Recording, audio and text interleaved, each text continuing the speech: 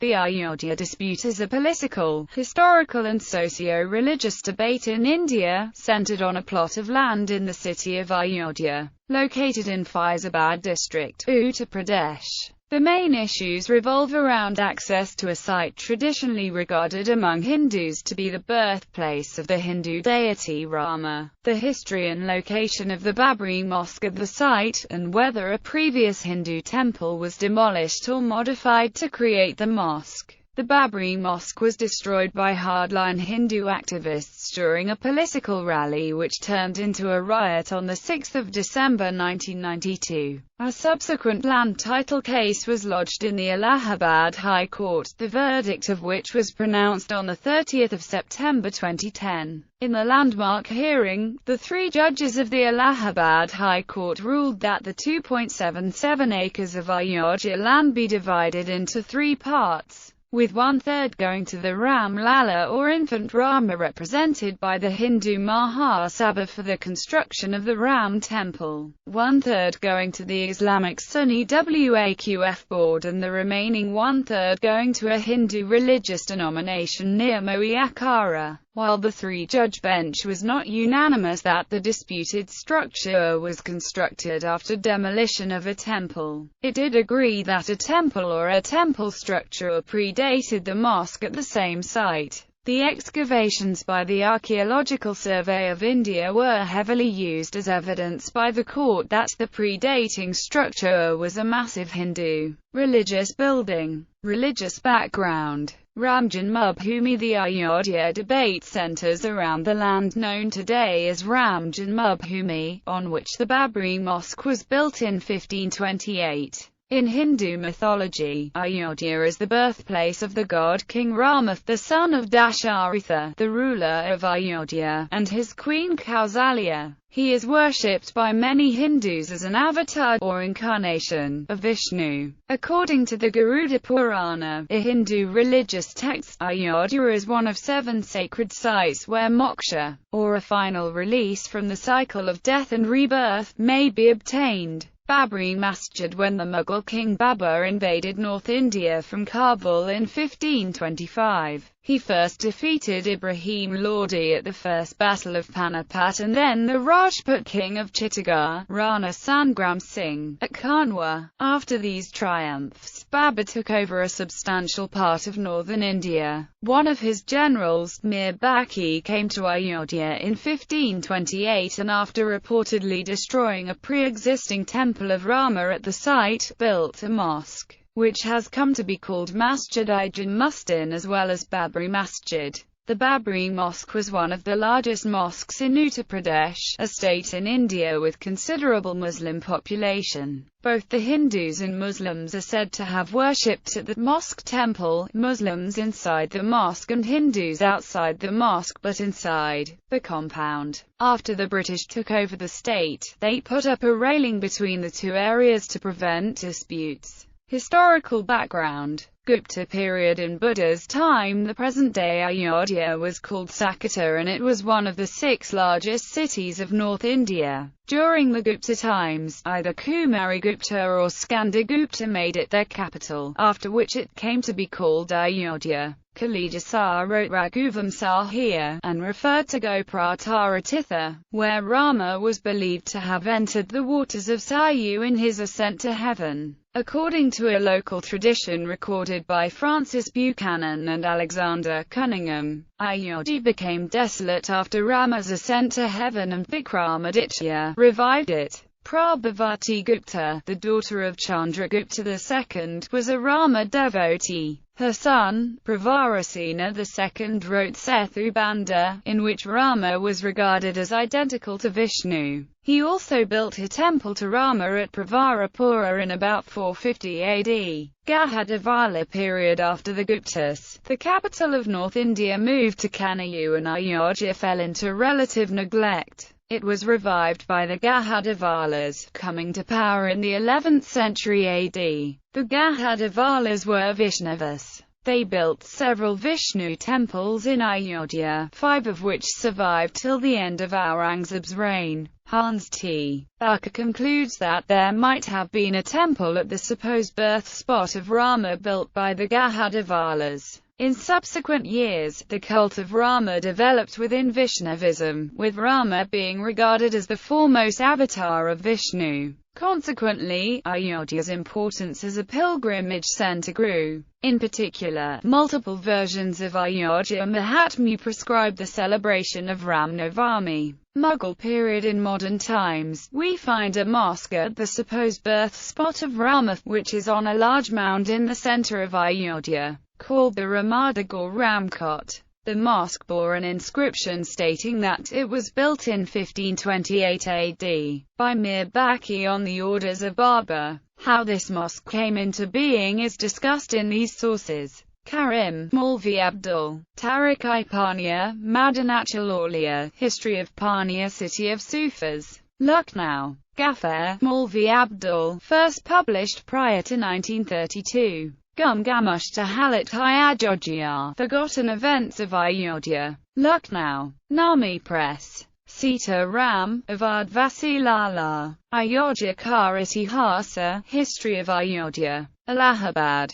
According to them, the young Babur came from Kabul to Awadh in disguise, dressed as a Qalandar, probably as part of a fact-finding mission. Here he met the Sufi saints Shah Jalal and Sayyid Musa Asha Khan and took a pledge in return for their blessings for conquering Hindustan. The pledge is not spelled out in the 1981 edition of Ghaffar's book, but it is made clear that it is in pursuance of this pledge that he got the Babri Mosque constructed after conquering Hindustan. The original book was written in Persian by Maulvi Abdul Karim, a spiritual descendant of Asha Khan, and it was translated into Urdu by his grandson Maulvi Abdul Ghaffar with additional commentary. The older editions of Ghaffar's book contain more detail which seems to have been excised in the 1981 edition. Lala Sita Ram, who had access to the older edition in 1932, wrote, "The fakirs answered that they would bless him if he promised to build a mosque after demolishing the Janmastan temple.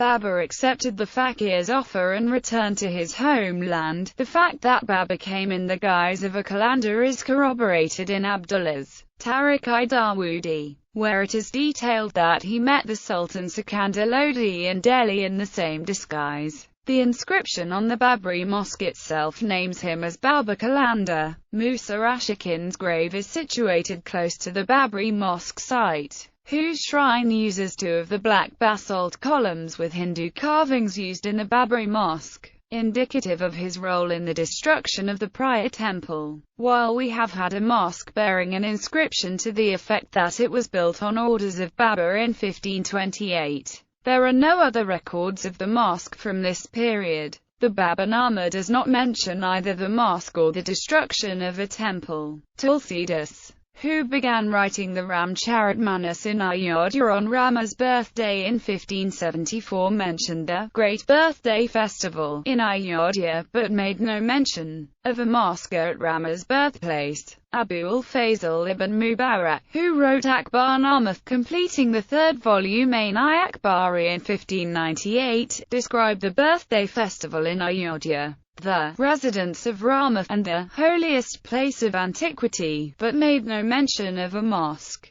William Finch, the English traveller that visited Ayodhya around 1611, and wrote about the ruins of the Ranachand, Ramachand castle and houses, where Hindus believed the great god took flesh upon him to see the tamasha of the world. He found pandas in the ruins of the fort, who were recording the names of the pilgrims, a practice that was said to go back to antiquity. Late Mughal period. The first known report of a mosque appears in a book Saif-i Chahil Nasai Bahadur Shahi, said to have been written by a daughter of the Emperor Bahadur Shah I in the early 18th century. It mentioned mosques having been constructed after demolishing the temples of the idolatrous Hindus situated at Mathura, Benares and Awadh etc. Hindus are said to have called these demolished temples in Awadh, Sita Rasua, and Hanuman's abode, which should be borne in mind that the mosques at Mathura and Benares were built by Aurangzeb, not Baba Jai Singh, to purchase land and establish Jai Singh Puras in all Hindu religious centres in North India, including Mathura, Vrindavan, Benares,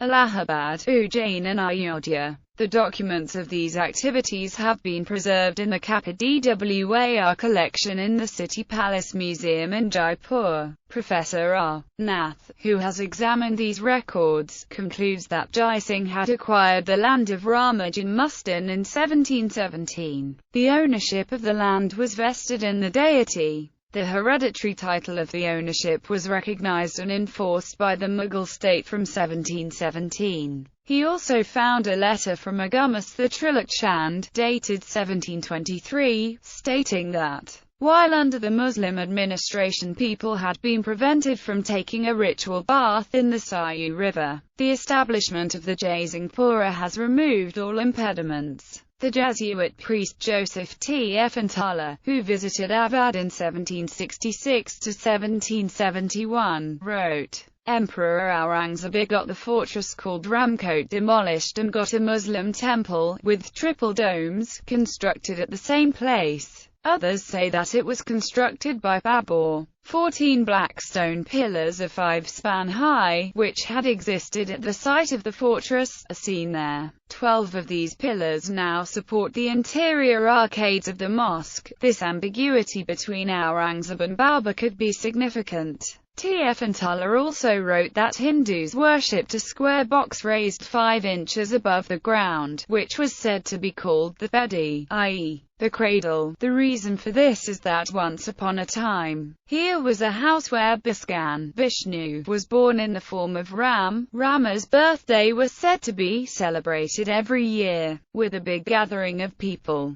which was so famous in the entire India. Summary: it can be seen from the historical outline that Ayodhya became a pilgrimage centre devoted to Rama in the 16th century, if not earlier. The site of the Babri Masjid continued to be called Rama's Fort, and was said to be in ruins for at least some of the time. It nevertheless continued to attract Hindu pilgrims. In the 18th century, a belief took shape that this site contained Rama's birth spot as well as Sita's kitchen. Beginnings of dispute. The first recorded instances of religious violence in Ayodhya occurred in the 1850s over a nearby mosque at Hanumangara. The Babri Mosque was attacked by Hindus in the process. Since then, local Hindu groups have made occasional demands that they should have the possession of the site and that they should be allowed to build a temple on the site, all of which were denied by the colonial government. In 1946, an offshoot of the Hindu Mahasabha called Akhil Bharatiya Ramayana Mahasabha started an agitation for the possession of the site. In 1949, Sant Digvijay Nath of Gorakhnath joined the ABRM and organized a 9-day continuous recitation of Ramcharitmanas, at the end of which the Hindu nationalists broke into the mosque and placed idols of Rama inside. People were led to believe that the idols had miraculously appeared inside the mosque. The date of the event was the 22nd of December 1949. Jawaharlal Nehru insisted that the idols should be removed. However, the local official K.K. Nair, known for his Hindu nationalist connections, refused to carry out orders claiming that it would lead to communal riots. The police locked the gates so that the public could not enter. However, the idols remained inside and priests were allowed entry to perform daily worship. So, the mosque had been converted into a de facto temple. Both the Sunni Waqf board and the ABRM filed civil suits staking their respective claims to the site. The land was declared to be under dispute, and the gates remained locked. Christoph Jaffrelot has called the Gorakhnath wing of Hindu nationalism the other Saffron, which has maintained its existence separately from the mainstream Hindu nationalism of the Sangh Parivar. After the Vishva Hindu Parishad was formed in 1964 and started agitating for the Babri Masjid site, the two strands of Saffron politics came together. The district magistrate K.K. Nair, who refused to carry out orders, was eventually dismissed, but he became a local hero and subsequently a politician of the Bharatiya Jana Sangh. Demolition of the Babri Mosque. In the 1980s, the Vishwa Hindu Parishad, belonging to the mainstream Hindu nationalist family Sangh Parivar, launched a new movement to reclaim the site for Hindus and to erect a temple dedicated to the infant Rama at this spot.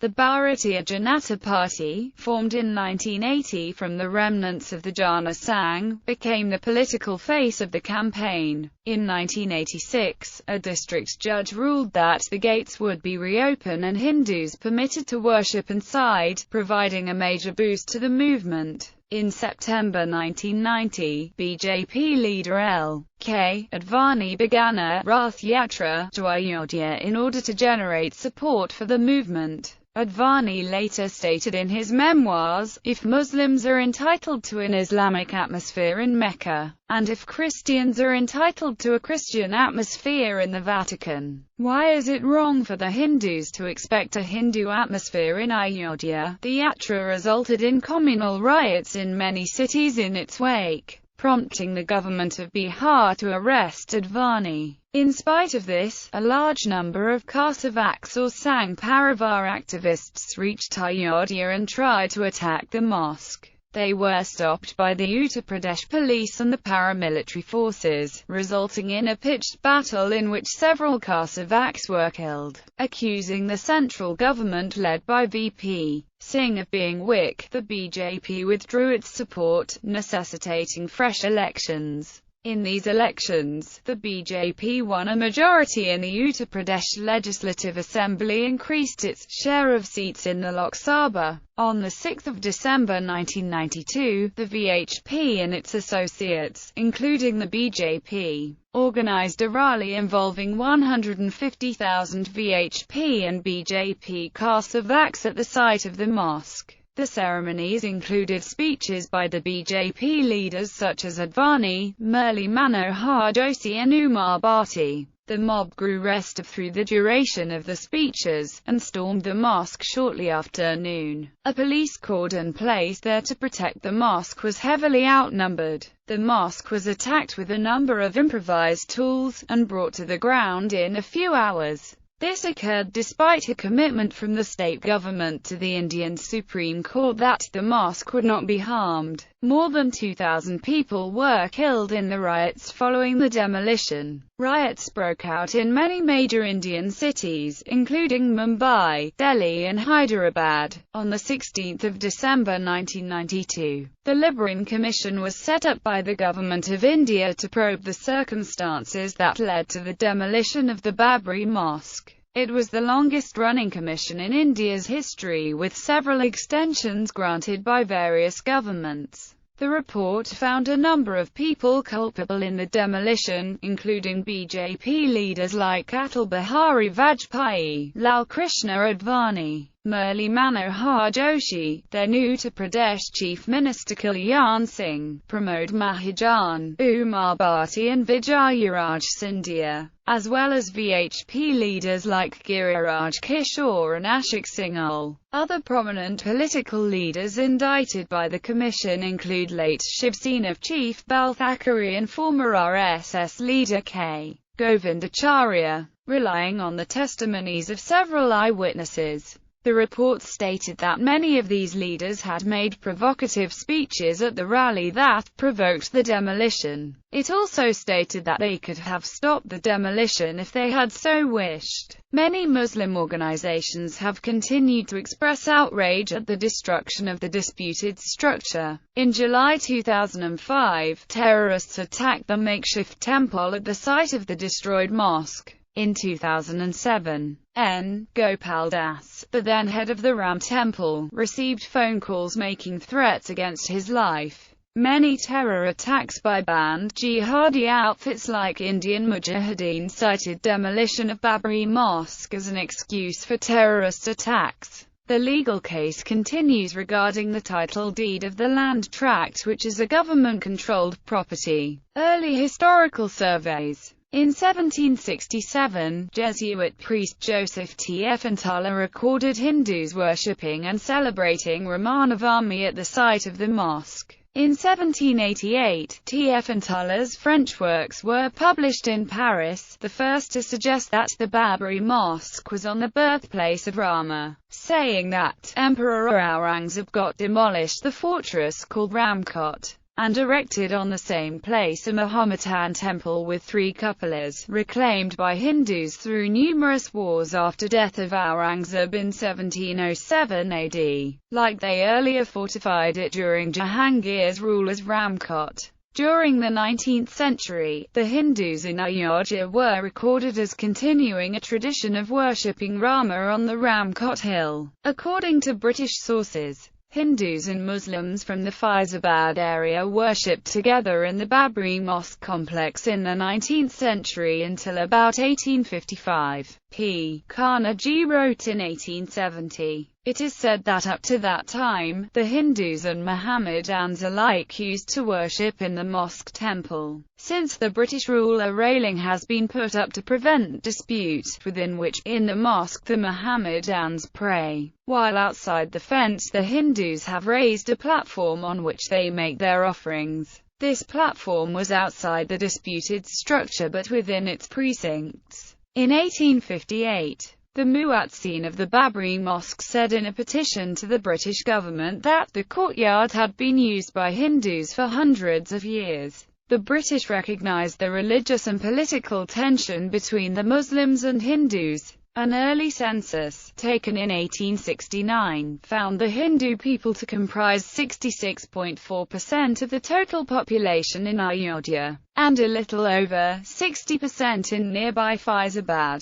The British contended that the Ayodhya area was primarily Hindu, not in regards to this census, but to the chief spiritual significance for the birthplace of Rama. Mahant Ram case. In 1885, Mahant Raghubar Ram moved the courts for permission to erect a temple just outside the Babri Mosque premises. Despite validating the claim of the petitioner, the Faizabad district judge dismissed the case, citing the passage of time. On the 18th of March 1886, the judge passed an order in which he wrote, "I visited the land in dispute yesterday in the presence of all parties. I found that the masjid built by Emperor Babur stands on the border of Ayodhya, that is to say, to the west and south it is clear of habitations. It is most unfortunate that a masjid should have been built on land specially held sacred by the Hindus, but as that event occurred 356 years ago, it is too late now to agree with the grievances.